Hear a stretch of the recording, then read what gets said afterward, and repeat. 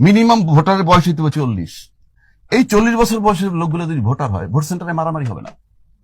প্রথম আসেন, ভোটার কত বছর বয়স? 18 বছর বয়স না? গোড়ায় গলত্ব। 18 বছর বয়সের যে ছেলেটা ভোটার, আপনার ছেলের বয়স 18, আপনার মেয়ের বয়স 18, তাহলে কি করেন আপনি? বাসায় স্কুলে যা পড়তে বলে না বলে থাপ্পড়, মেয়েটারে কলেজে নিয়ে যান, নিয়ে আসেন নাকি? এই তো তার, সে এমপি নির্বাচনে ভোট দিবে কেমনে? কে আইন প্রণয়ন করবে বাংলাদেশে? আইন প্রণয়ন করলে রমনা থানা থেকে কে যোগ্য, এটা জানে সে? আপনি বাসাতে কয়ে দিলেন যা মা ওই জায়গায় ভোট দিস, ভোট সেন্টারে যাওয়ার পর আরেকজন করলেন এই জায়গায় না সাইডে ভোটটা দিও। ওর তো কোনো সিদ্ধান্তই নাই।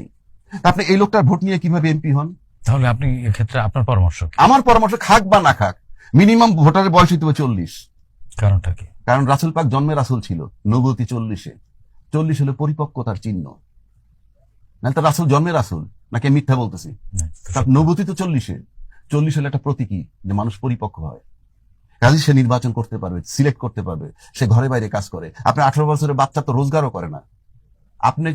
আপনি বলে চিপস নিয়ে এসো, আপনি বলে চকলেট নিয়ে এসো, আইসক্রিম নিয়ে, এইগুলো তার থিঙ্কিং। সে নাকি ল মেকারের ভোট দিবে। তাহলে তো পাগলের দেশ। 40-এর নিচে প্রার্থীও হতে পারবে না। তাহলে হওয়া উচিত না তো, উচিত না। কারণ আপনি ভোটার কম হোক, এখন 12 কোটি ভোটার আছে, সেটা 4 কোটি হোক, হোয়াট ইজ দ্য হার্ম?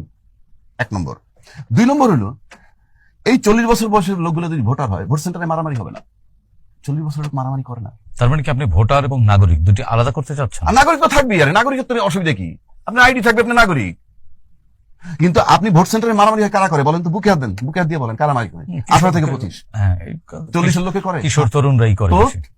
সরানেন থেকে, ভোট সেন্টারে মারামারি হবে না, লিখে রাখেন।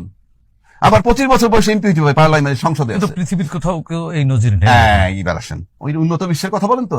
উন্নত বিশ্বে যখন বয়স 18, তখন কি বলে? গেট লস্ট, চলে যাও, নাকি বলে না? তোমার রোজগার তুমি করবা, তোমার লেখাপড়া তুমি করবা। সে পড়ালেখা করতে হলে এডুকেশন লোন নেয়, সেটা আপনি জানেন? এডুকেশন লোন নিয়ে বলে তুমি যখন থেকে কাজ শুরু করবা তার থেকে পরবর্তী 30-40 বছরের শুধরাবা। উন্নত বিশ্ব।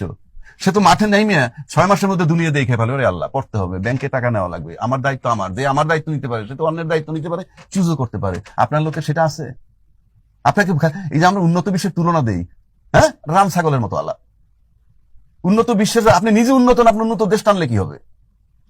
আমি সেই জন্য বললাম, এই যে 18 বছর যে পৃথিবীর যে দেশেই জানে, আমাদের এই সাবকন্টিনেন্ট ছাড়া সবাই ওয়েল এস্টাবলিশড, যার যার মতে, সুতরাং তার ক্ষমতা আছে দেওয়ার, আমার দেশের সন্তানের নাই। কাজে এটা একটা রং কনসেপ্ট। এবং এই 18 বছরের বয়সে বাচ্চাগুলো উইথড্র করেন, ভোট সেন্টারে মারামারি, মব কমে যাবে। তাহলে আপনার ওই তথ্য অনুযায়ী তো এনসিপি তাহলে রাজনীতি করতে পারবে না। হ্যাঁ, আপনি আনেন, করতে পারবেন না, অসুবিধা কি? করেন না। সংবিধান বলতেছে 25 বছর বয়সে এমপি মন্ত্রী, 27 থেকে 32 বছর বয়সে বিসিএস সহ ছাত্র থাকে। আপনি এই জায়গায় তো ছাত্র রাখছেন, এই জায়গাটাই তো ছাত্র রেখে দিচ্ছেন। 1, 2, 100% মূর্খ, 100% মূর্খ। আবারও বলতেছি 100% মূর্খ এলাও করতেছেন আপনার মেম্বার অফ পার্লামেন্ট হওয়ার জন্য। সংবিধানে বলা আছে শিক্ষাগত যোগ্যতা না।